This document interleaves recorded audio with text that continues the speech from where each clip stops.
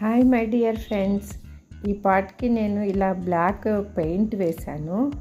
దీన్ని యాక్చువల్గా ఎంట్రన్స్లో ఇమోజీ బొమ్మ ఉన్న పాట్లో పెడతాను. దీనికి ఒక స్టాండ్ ఉంది. ఏమవుతుంది అంటే ఈ స్టాండ్ ఊగుతూ ఉంది, అలా పెడితే ఊగుతూ ఉంది. అంటే వెయిట్కి తట్టుకోవటం లేదో ఏమో తెలియటం లేదు.